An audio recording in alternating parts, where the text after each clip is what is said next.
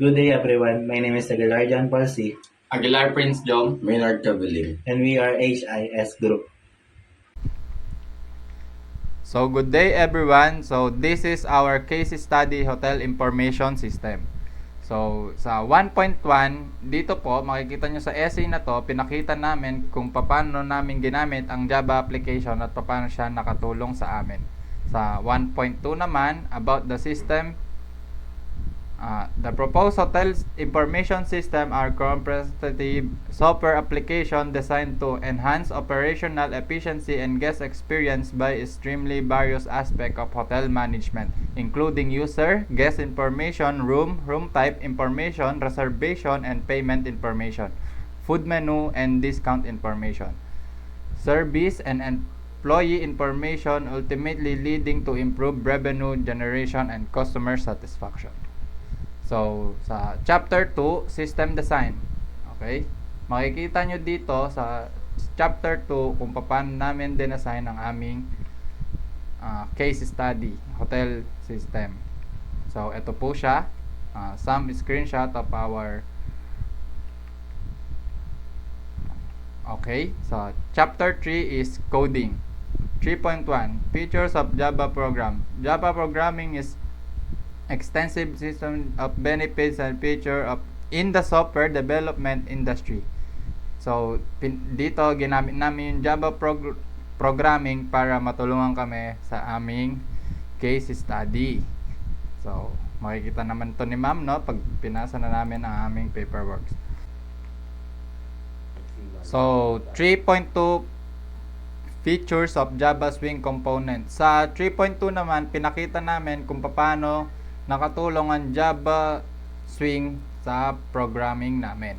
So, lipat na tayo dito sa chapter 4, conclusion and recommendation. Sa conclusion, developing a hotel information system program is using Java or other suitable technologies offer a range of benefits. It can streamline hotel operation, enhance the guest experience, and improve overall efficiency.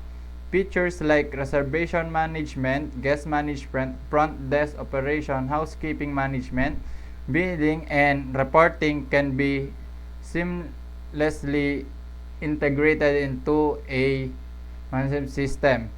So, ito po yung conclusion namin, no? Sa 4.2 naman is recommendation. Ang recommendation ni MMK or our fellow member sa group namin, si Maynard Cabiling, is abang ginagawa namin tong case study is always check the system so that it can be maintained and work properly. Ang suggested naman ni John Paul Aguilar, JPA, is adjust the design and improve the icons and front and fonts to make it more useful and usable for the user. And lastly, number 3 is always consider our future users of the system in system design so that they can make them feel appreciate. So, ito na po yung format ng ating case study paperwork. So, peace! So, sa part ng video na to, dito i-explain namin kung paano gamitin ang aming system. First, i-run muna namin para makita nyo kung paano. Sa video na to, nakikita nyo marami tayong icon dito.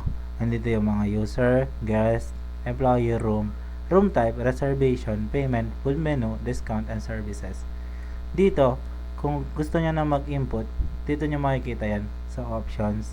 Punta ka lang options. Kunwari mag-input ka ng information mo dito sa settings ng user. Punta ka lang dito sa user settings. I-click mo siya. Wait lang. My bad. I-click mo siya. And then, dito ka na mag-input ng ano mo. Once na makompleto mo na to, save record mo siya. Okay. And then, clear. And then, X mo siya. Kung gusto mo makita yung in-input mo dun, punta ka dito sa file, user information, then boom. Ayan, nandyan na. Same dito sa ibang mga icons, ganun din ang mangyayari sa kanila. Mag-i-input ka lang din dito sa option, tulad ng sa guest, ganun din, mag-i-fill up ka lang dyan, and then save record, okay, and then clear, X. Ay, nawala siya lahat. My bad. Punta ka dito sa file, case information, boom.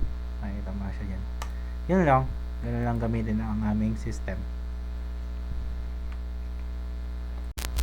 So, na-discuss naman po ng mga kagroup ko yung kung paano nagpa-function yung software na ginawa namin. So, yun lang po. Thank you. We are the group Hotel Information System. I'm Minardan Kabiling and Prince Jom Aguilar and Aguilar John Paul. So, yun lang po. Good day.